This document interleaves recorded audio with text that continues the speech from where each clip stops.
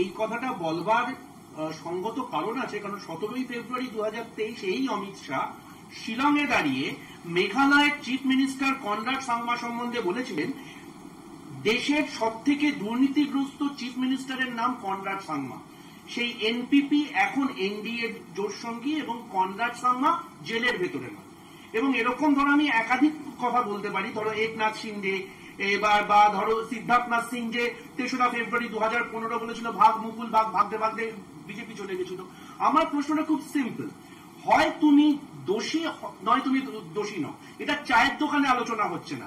আমার স্বরাষ্ট্রমন্ত্রী যখন কাউকে দোষী অভিযুক্ত করছে, সেটা অজিত পাওয়ার হতে পারে, সেখানে দাঁড়িয়ে তারা জেলের বাইরে কেন? আর যদি জেলের বাইরে থাকেন তাহলে তাদের সম্বন্ধে অভিযোগটা কি মিথ্যে অভিযোগ ছিল? কেন এই প্রশ্নটা তুলছি? দেখো, অমিত শাহ বোকা না বা নরেন্দ্র মোদী বোকা না, তাহলে ওনারা করছেন কেন? তোমাকে একটা পরিসংখ্যান দিই।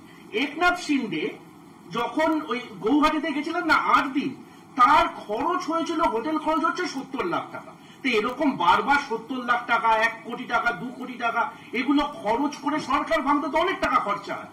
এবার বিজেপি ব্যবসায়ী দল, এবার ওরা বোঝে যে সরকারকে ভাঙবার জন্য আমাকে, মানে ধরুন বিরোধী সরকারকে যদি ভাঙতে হয়, আমার কাছে দুটো অপশন আছে, হয় আমাকে হোটেলের বিল দিতে হবে অথবা 30 দিনের জন্য আমাকে জেলে ঢুকিয়ে দিতে হবে, তারপর সে বেকসুর খালাস হোক না। কিন্তু 30 দিনের জন্য সে যদি জেলে ঢুকে যায়, 31 দিনে সরকার এমনি ভেঙে যাবে। এবার ওরা একটা কস্ট বেনিফিট অ্যানালিসিস করেছে যে আমরা আর হোটেলের খরচ দিতে পারছি না।